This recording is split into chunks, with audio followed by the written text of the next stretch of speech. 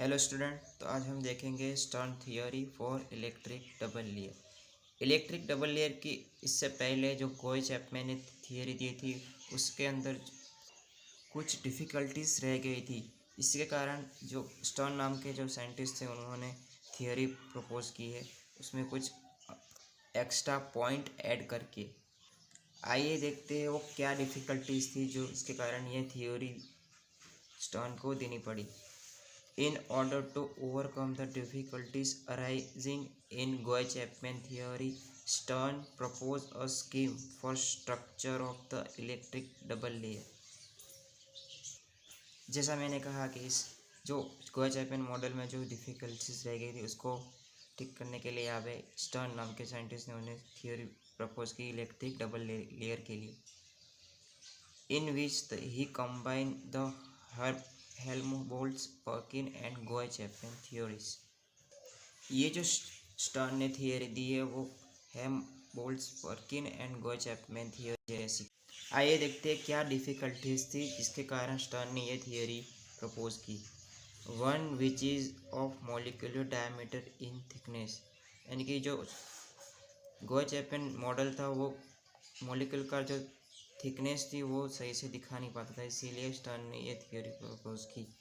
Second है other is diffuse which extend to some distance in solution, यानी कि जो लेयर का डिफ्यूजन था वो किस डिस्टेंस तक जाएगा वो जो गोय-चैपमैन मॉडल था वो दिखा नहीं पाता था। देखते हैं the fall of potential in the fixed layer is sharp while that of diffuse layer is gradual, यानी कि फिक्स लेयर यानी कि सॉलिड लेयर है उसमें पोटेंशियल फॉल शार्प यानी कि त्वरित हो जाता है, and while that of diffuse layer is gradual, यानी डिफ्यूज लेयर का जो डिफ्यूजन है वो क्रमिक होता है, यानी एकदम से जल नहीं होता, डिफ्यूजन होने में टाइम लगता है।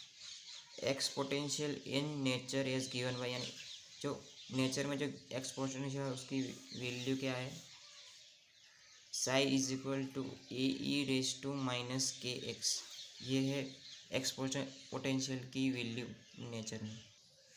अब देखिए यहाँ पे हमने डायाग्राम दो किया है जो कि है डिस्टेंस फ्रॉम सरफेस, इस तरफ जाने से इंक्रीज होगा और पोटेंशियल ऊपर जाने पर इंक्रीज होगा। यहाँ पे हमने 3 पॉइंट लिए ए बी सी, और ये जो हमारा है रिवर्सिबल पोटेंशियल जिसे हम ई से रिप्रेजेंट करते हैं। अब देखिए इसमें होता क्या है। In above diagram left hand side represent solid phase, यानी कि जो ये वाला जो पोर्शन है उसे सॉलिड फेज कहते हैं, and dotted vertical line gives fix part of double layer, जो डॉटेड वर्टिकल लाइन जो है वो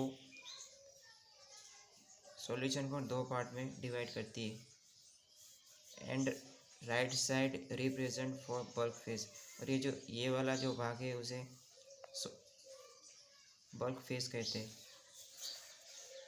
If potential of solid is indicated by A and that of bulk of liquid by B, यानी कि जो potential of solid है वो ए से रिप्रेजेंट करते हैं और बल्क फेज है उसे बी से रिप्रेजेंट करेंगे, तो fall of potential many occur in two way, जो पोटेंशियल का जो फॉल है वो 2 वे में होगा, यानी उसके 2 तरीके से होगा। एक तो होगा यहाँ से यहाँ तक का जिसे हम सॉलिड फेज कहते हैं, और यहाँ से यहाँ का कहते हैं बल्क फेज का। In each case AC is the sharp fall of potential in fix portion and CB is gradual change in the diffuse portion of double, यानी कि जो AC तक का जो पोटेंशियल का फॉल था वो त्वरित होगा, यानी एकदम से हो जाएगा, लेकिन जो CB से जो पोटेंशियल का फॉल था वो ग्रेजुअल, यानी कि थोड़ा टाइम लगेगा AC के मुकाबले।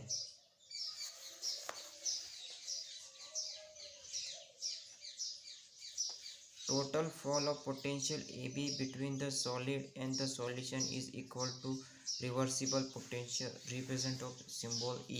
अब देखिए यहाँ पे जो ए बी के बीच में जो पोटेंशियल फॉल होता है वो सॉलिड फेज एंड सॉल्यूशन का जो पूरा पोटेंशियल फॉल होता है वो सिंबल ई से रिप्रेजेंट किया जाता है, जिसे रिवर्सिबल पोटेंशियल कहते हैं। If sigma zero is the charge density on the solid and sigma I and sigma G are corresponding value on the solution। अब मान लीजिए यहाँ पे जो चार्ज डेंसिटी हो सिग्मा ज़ीरो होगी तो उसकी value sigma I and sigma G होगी। अगर ये हम इलेक्ट्रिकल न्यूट्रलिटी कंडीशन के लिए यूज़ करें तो sigma zero plus sigma one plus minus sigma two is equal to zero. अब सिग्मा टू को ज़ीरो को इस साइड ले जाएंगे तो sigma zero plus sigma one is equal to plus minus sigma two. Surface charge density for the diffuse layer is given by sigma zero plus sigma one. अब यहाँ पे देखिए जो डिफ्यूज लेयर होता है उसकी चार्ज डेंसिटी फाइंड करने के लिए वैल्यू होती है, क्या होती है, sigma zero plus sigma one.